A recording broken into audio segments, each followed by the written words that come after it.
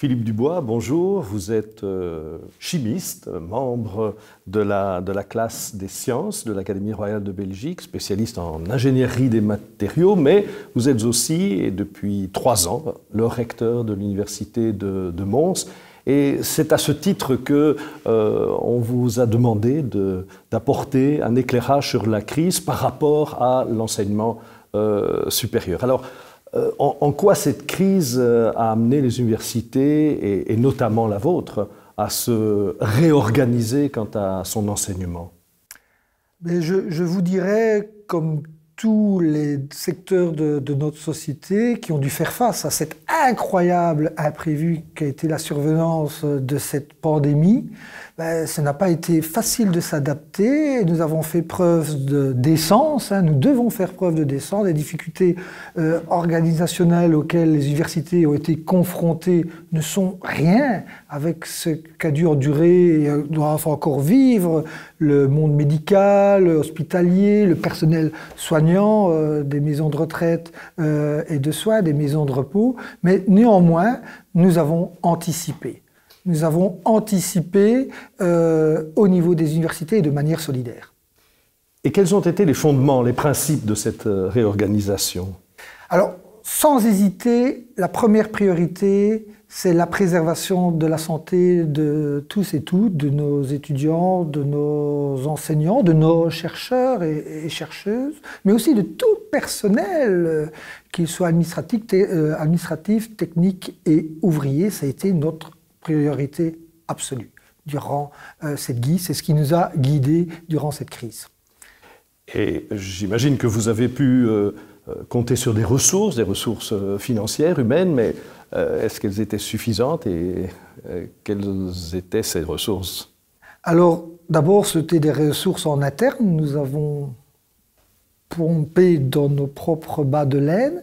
On a pu bénéficier d'aides financières du gouvernement de la Fédération Wallonie-Bruxelles au niveau de l'aide sociale, le budget social. C'est bien, mais c'était insuffisant, mais nous avons dû vraiment pomper dans nos propres ressources.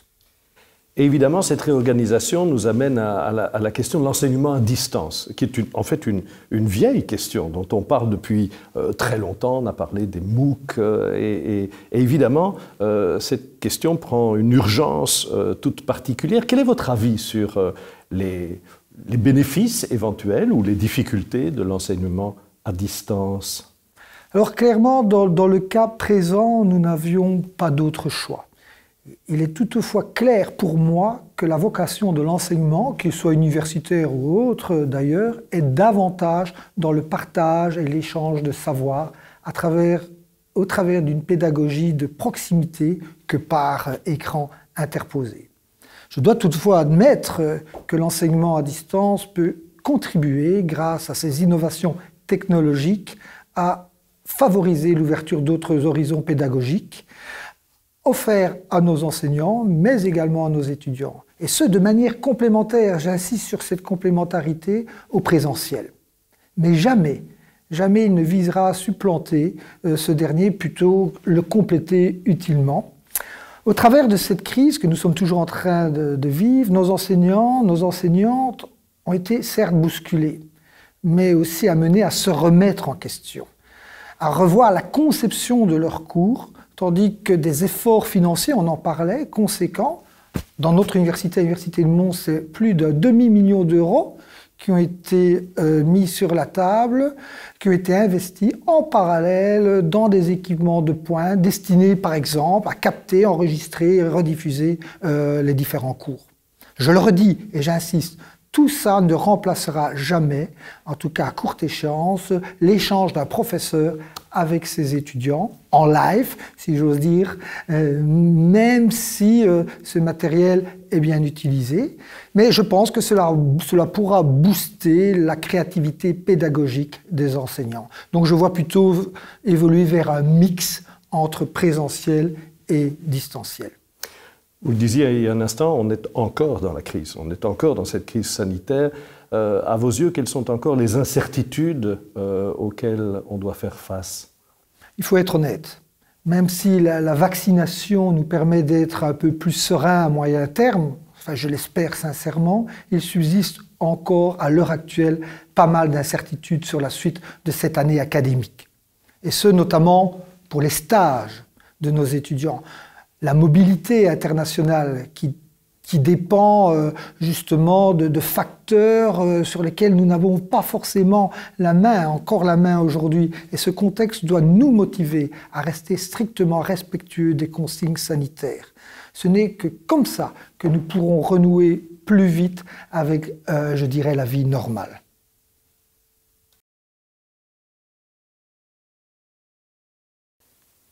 Philippe Dubois, en tant que recteur de l'Université de Mons, on a parlé il y a un instant de l'enseignement universitaire. Mais arrêtons-nous un petit moment sur les examens, parce qu'il faut bien le dire, pour les étudiants, les examens, c'est quand même l'aboutissement du parcours et c'est donc extrêmement important. Quels sont les effets de la crise sur ces examens et surtout sur l'organisation de ces examens? On en parle beaucoup. Inévitablement, dans la continuité de ce qui a prévalu depuis cette rentrée académique, c'est-à-dire avec le souci de prendre le moins de risques possible avec la santé individuelle et collective, et la volonté dès lors de limiter les contacts, les évaluations se sont donc faites majoritairement à distance dans la plupart des universités. Pour nous, par exemple, à l'Université de Mons, cette proportion est allée jusqu'à 8 examens sur 10, que ce soit à l'oral ou à l'écrit. Et pourquoi cette décision de l'Université de Mons? Chacun peut avoir sa politique et c'est éventuellement une bonne chose, que ce soit en soi un sujet de délibération. Mais prenons l'exemple de l'Université de Mons. Pourquoi ce choix? C'est assumé. C'est un choix totalement assumé car, selon moi, il s'agit là d'une question de cohérence avec les efforts qui sont demandés dans tous les autres secteurs d'activité de la société. Ne les oublions pas. Là encore, la situation n'est pas idéale. Et beaucoup d'étudiants et d'enseignants, d'ailleurs, auraient peut-être préféré être évalués ou évalués en présentiel.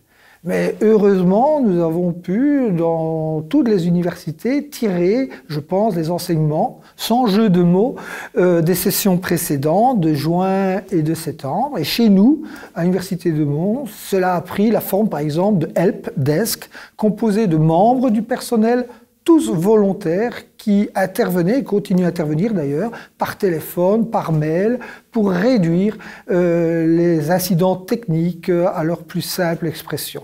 Et cela a l'air de nouveau de fonctionner pour cette session-ci en janvier 2021. Alors, en toile de fond de l'organisation de ces examens, il y a toujours ce fameux fantôme de la triche. Qu'est-ce que vous en pensez? Pour moi, c'est un raccourci trompeur. Trompeur, pourquoi? Parce qu'on n'évitera jamais la triche aux examens. Elle existe aussi en présentiel, c'est évident. Et avec le distanciel, on peut tout au moins la limiter avec des dispositifs techniques. Mais personnellement, et en tant que recteur, je n'y suis pas trop favorable. Nous devons plutôt miser sur le sens de responsabilité et l'intelligence de nos enseignants et de nos étudiants. Les enseignants sont capables d'adapter leurs modalités d'évaluation. Cette adaptation de modalités de leur évaluation est vraiment importante.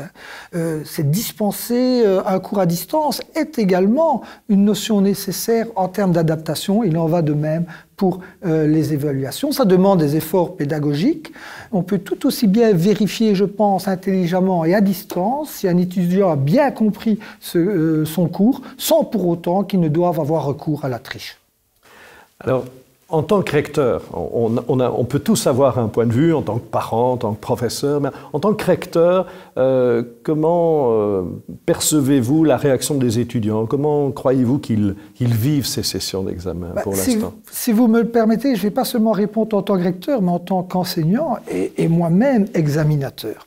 Je peux constater auprès de mes étudiants, majoritairement du moins chez les étudiants, une forme de respect des règles et une faculté insoupçonnée de faire preuve de résilience. Je peux croire, et je veux croire, que cette expérience supplémentaire, emmagasinée durant leur session d'examen, tout à fait particulière, leur donnera, leur instillera une confiance accrue pour leur future carrière professionnelle. Je peux vous dire, par exemple, qu'à Lumons, les étudiants sont même davantage demandeurs d'examens à distance qu'en présentiel désormais. Et cela ne peut se résumer uniquement qu'aux possibilités de triche. Je n'y crois pas.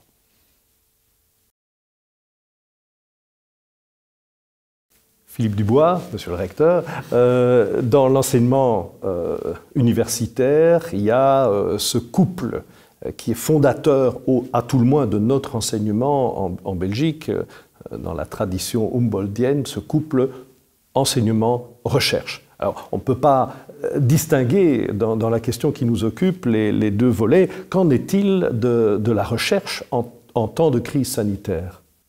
Mais tout d'abord, il faut le reconnaître, nous avons rencontré des petits soucis sur le terrain. Ça semble assez clair. Ces soucis, par exemple, au niveau de nos étudiants en doctorat. Certains d'entre eux ont dû interrompre leur activité expérimentale, leur activité de déplacement à l'international. D'autres requièrent la nécessité d'un financement complémentaire. Donc ce sont des soucis que nous tâchons de répondre positivement, entre autres avec l'aide du Fonds national de la recherche scientifique. Son conseil d'administration a récemment justement décidé d'octroyer la possibilité de prolongation. Donc ces soucis sont bien réels. Par ailleurs, il n'a pas non plus toujours été possible d'être présent physiquement full-time, pas seulement pour nos jeunes chercheurs, mais pour nos professeurs, nos chercheurs aguerris, pour mener à bien certains projets de recherche hors Covid. Il y a d'autres disciplines, évidemment, qui, eux, ont parfois accumulé du retard et aussi des complications sérieuses dans la conduite de leur recherche. Mais rien d'irréparable, rien d'irrattrapable, selon moi, et fort heureusement. Et ça, c'est pour le constat, je vais dire, un peu négatif, et c'est tout à fait normal, mais est-ce que cette crise n'a pas fait prendre conscience d'un certain nombre d'éléments, et donc est-ce qu'il n'y a pas aussi un côté éventuellement positif à la crise, en tout cas dans sa transformation sur certaines pratiques de recherche?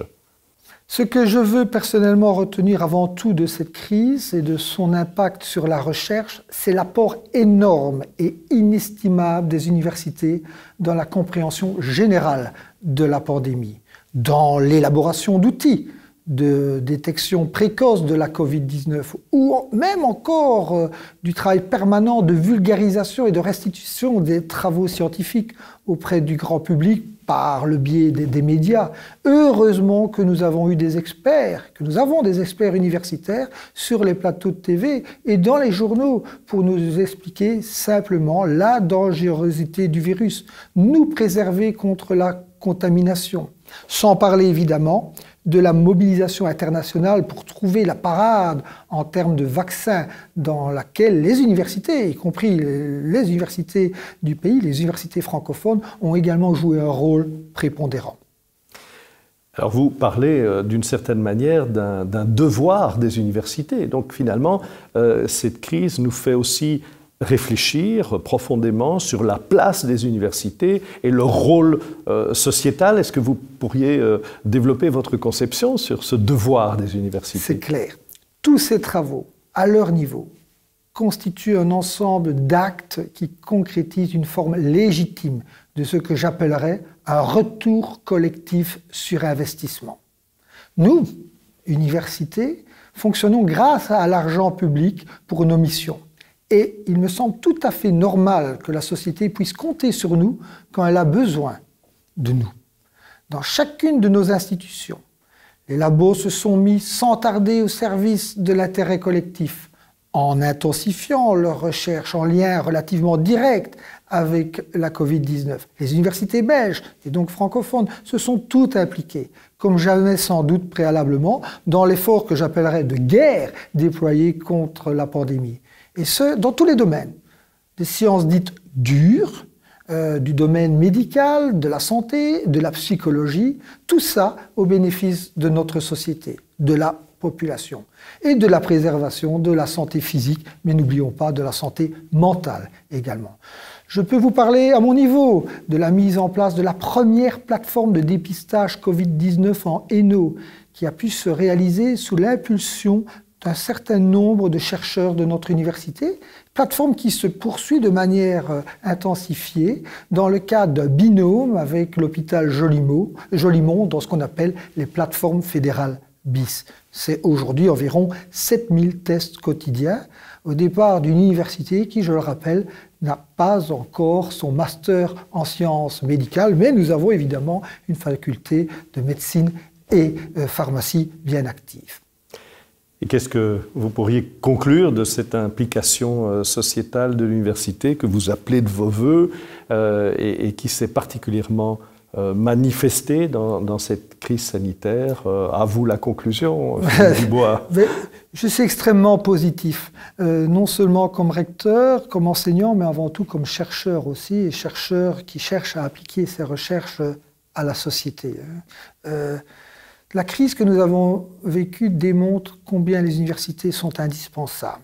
Ça montre aussi pour moi que nous vivons non pas dans une tour d'ivoire ou dans une bulle, comme on aime parler actuellement par cette expression de bulle propre à la Belgique et liée à la crise que nous vivons, mais qu'au contraire, nos universités sont plus que jamais des acteurs à part entière et essentiels au sein de notre société, et qu'elles contribuent à la compréhension et à l'amélioration du monde qui nous entoure. C'est ma conception de la recherche universitaire, en tout cas, et du rôle que nous devons jouer en dehors de notre mission d'enseignement. Pour autant qu'on continue à nous en donner les moyens financiers, évidemment. Philippe Dubois, merci beaucoup pour cette intervention qui montre que les membres de l'Académie et les membres de la classe des sciences sont aussi directement impliqués dans l'action de cette crise sanitaire et dans la politique universitaire de la Fédération Wallonie-Bruxelles. Merci beaucoup. Merci à vous.